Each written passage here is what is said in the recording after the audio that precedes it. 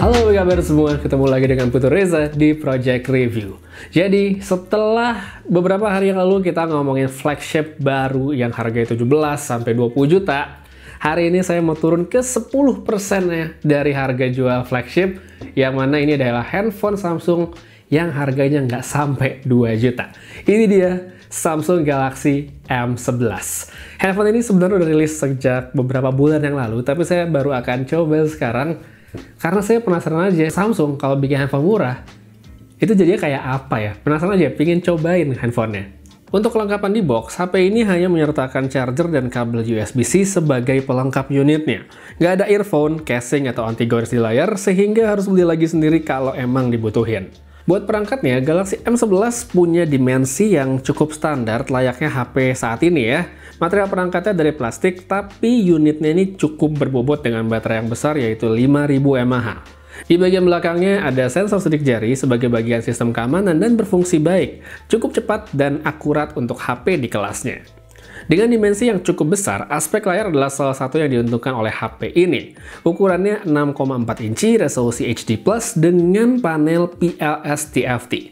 Udah sering sih saya jelasin, tapi ya PLS TFT ini bukan TFT biasa, melainkan IPS buatan Samsung. Kualitas visualnya tetap oke kok, nggak masalah. Warnanya bagus dan cukup sekali untuk kebutuhan multimedia handphone di kelasnya. Cuma bagi mereka yang mungkin punya langganan Netflix dengan paket standar ke atas, handphone ini tidak bisa streaming di resolusi Full HD karena hanya mendukung Widefine L3, jadi nggak ada Widefine L1.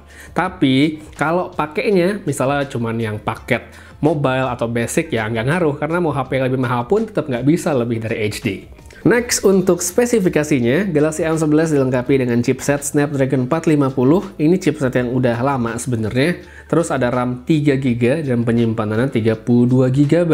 Kumpulan spesifikasi yang sebenarnya basic banget dan bener-bener entry level. Kalau dari tes awal yang sebentar, performanya M11 ini menurut saya sih cukup ya, berkecukupan aja. Bisa untuk sosmed, cukup untuk nonton, dan bisa untuk main game, tapi ya dalam batas cukup aja.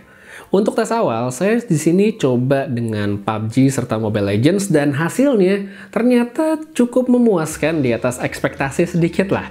PUBG bisa jalan di smooth high dengan baik dan Mobile Legends ini bisa jalan cukup lancar di settingan seperti yang kamu lihat sekarang. Cuma jangan berharap lebih ya, karena memang ya HP ini kan tidak dipasarkan sebagai perangkat gaming oleh Samsung, makanya performanya dalam batas cukup aja. Selanjutnya di baterai, kapasitasnya memang besar 5000 mAh dan sudah dilengkapi adaptive fast chargingnya Samsung. Daya tahannya cukup oke di kelasnya, hanya saja kalau chipset yang digunakan lebih baru dan lebih efisien, waktu yang didapatkan sebenarnya bisa lebih panjang dari yang ini. Terakhir di kamera, untuk setiap HP kelas entry memang kita nggak bisa banyak berekspektasi ya. Setupnya terdiri atas lensa utama 13 megapiksel, ada ultra wide 5 megapiksel, dan depth sensor 2 megapiksel. Untuk hasil di kondisi terang ya ini udah cukup ya, nggak jelek tapi nggak spektakuler. Cuma ya jika hanya untuk foto, sekedar sharing di WhatsApp, untuk di Twitter, ya ini masih cukup banget kok.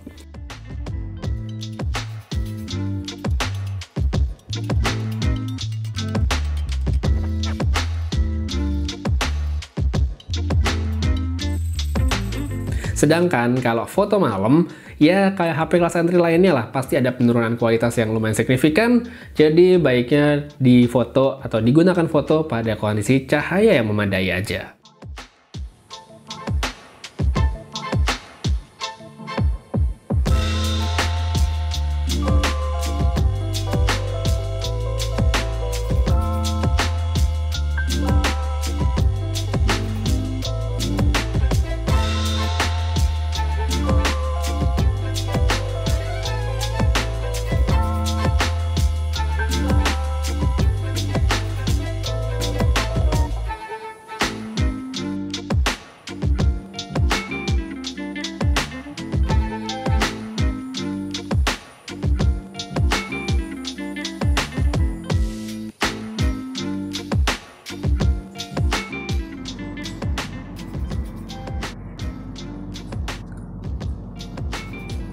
Ya, dalam ruangan aja.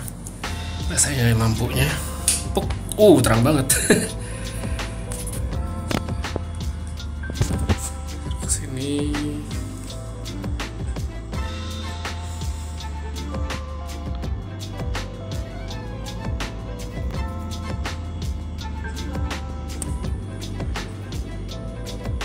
Nah, sekarang ini adalah hasil videonya. Dalam ruangan aja saya ngambil di dalam kamar. Kondisinya saya bikin lebih gelap, pencahayaan sebenarnya cuma satu lampu di belakang yang sebenarnya aslinya tuh nggak sampai ngeblow out gitu.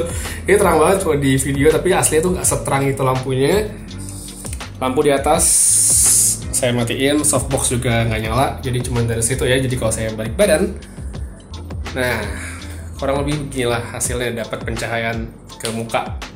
Oke atau enggak menurut kamu untuk handphone seharga nggak nyampe 2 jutaan? Tulis pendapat kamu pada kolom komentar di bawah. Overall, kalau menurut saya ini adalah handphone Samsung yang cukup, berkecukupan, akan pas bagi user yang pemakaiannya hanya untuk lingkup aktivitas sehari-hari yang tidak terlalu berat dan ingin ponsel dengan kapasitas baterai yang cukup besar. Harganya yang cukup terjangkau juga jadi salah satu daya tarik, khususnya bagi mereka yang ingin punya handphone dengan merek Samsung. Tapi kalau misalnya ada hal yang bisa saya sarankan untuk memaksimalkan experience dari handphone ini adalah untuk nambahin micro SD ya, supaya kapasitas internal itu bisa ditambah. 32 GB untuk 2020 menurut saya udah kurang bagus ya, udah kurang banyak untuk menyimpan data-data, aplikasi, dan segala macamnya.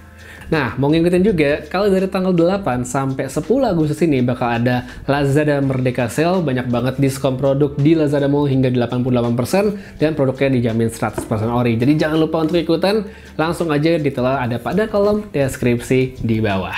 Oke, kayaknya sekian aja dulu untuk video kali ini tentang Samsung Galaxy M11, M11. Terima kasih banyak udah nonton. Jangan lupa subscribe supaya nggak ketinggalan video-video terbaru yang akan hadir dalam waktu dekat. Banyak banget produk menarik, apalagi di bulan Agustus ini. Bener-bener gila-gilaan. Saya pamit, sampai ketemu lagi di video berikutnya. Jaga kesehatan selalu, dan seperti biasa, have a nice day.